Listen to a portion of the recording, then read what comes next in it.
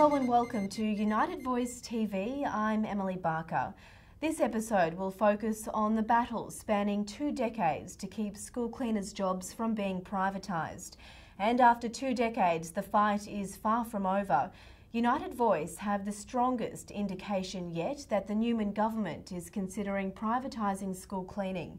The union lodged a right to information request for all documents, including emails, briefing notes and memoranda on outsourcing of school cleaning since June 2012. The union has been denied access to 22 of the 33 documents because of cabinet confidentiality. We'll discuss the history of the dispute with United Voice State Secretary Gary Bullock and with United Voice members who are directly affected. So our campaign for school cleaners first started in 1996 against the then Borbidge government. They gave us a letter of commitment that they wouldn't contract out school cleaners and then lied. Virtually what happened was Bob Quinn went and faxed all the principals saying that school cleaners were no longer needed and that they will be sacked on the last day of term. That led to one of the biggest campaigns that I've ever been involved in. We were on streets, corners, getting petitions signed from the general public. We're in shopping centres, culminating in following the Minister for Education, Bob Quinn, to every official function that he had. We then took our fight to the then Premier, Rob Borbidge, and did exactly the same. After a long rally with all the school cleaners and LHMU, they got reinstated on the 4th of September. There's been a new turn in the school cleaners' row, with signs the government could soften its plan to privatise their jobs. Facing defeat in Parliament, the Premier has met the union looking for a compromise. So we won that fight, Rob Borbidge himself admitted to union officials that that dispute was one of the major reasons that his government actually lost power.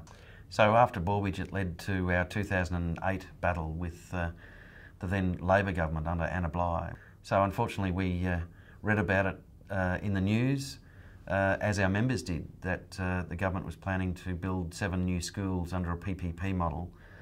So that meant that school cleaners in those schools would be privatised and work for a contracting company. The feeling was disheartenment. I remember that quite frankly, to be quite honest, disheartenment, because we just could not believe that a Labor Premier would do something to us like that. A lot of cleaners came out and supported each other. And they took it up to Anna Bligh, and they were in the streets, very vocal, fronting Anna at numerous engagements, to where she pleaded with me a number of times to ask them to stop. That culminated in her backing down and guaranteeing that all current schools and future schools built by the department would be cleaned by directly employed labour. So that was a massive win again. That told us that we could never rest on our laurels as far as school cleaning was concerned.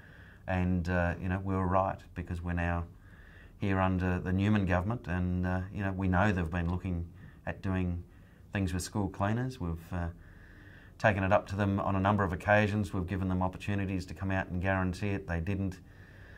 Things got quite vocal at the executive building with a number of teacher aides and cleaners, which finally culminated in Newman giving us a written commitment that he wouldn't contract out school cleaning under their current certified agreement.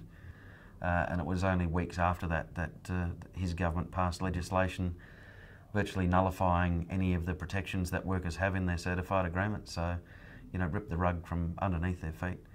And for us, it's an incredibly important campaign because it is school cleaners, and the union was formed on school cleaners many years ago. And for these people, they're predominantly women, around the 50, 55 years of age, and they're the security for the schools. So when we drop our kids off at school, the school cleaners are there, long before teachers or principals or anyone else is on the school grounds.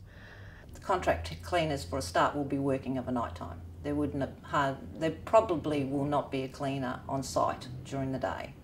So if accidents happen, because we're talking about children here, they would not be. There would be no one there to clean it. So either facility officer or a teacher aide would have to clean up any messes. That's true. We don't have time to go and have to find plastic gloves, and we don't have time to have to go and find paper towels.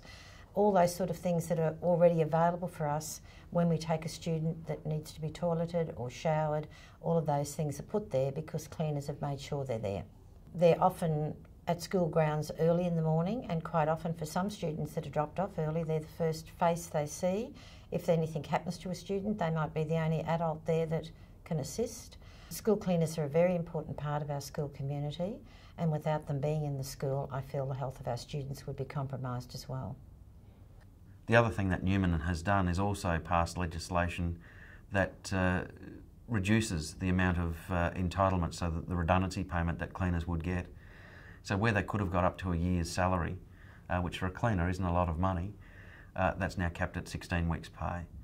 So not only is he going to potentially turf, predominantly women 55 years of age that have been cleaners for 30 and 40 years out in the streets, he's going to take any security of financial independence away from them by taking their redundancy payment. So we're prepared for, again, probably even a bigger fight than what we had back in 1996. And just give us a break. You know it doesn't work down south. Why do it here? It doesn't work in New South Wales, it doesn't work in Victoria, it didn't work in Western Australia. Western Australia went back to in-house cleaning. And as the branch secretary of United Voice in Queensland, we'll be there again. We did it in 1996, we did it in 2008, and we'll do it in 2014 or 15 or whenever he wants to have this fight, but he will rue the day.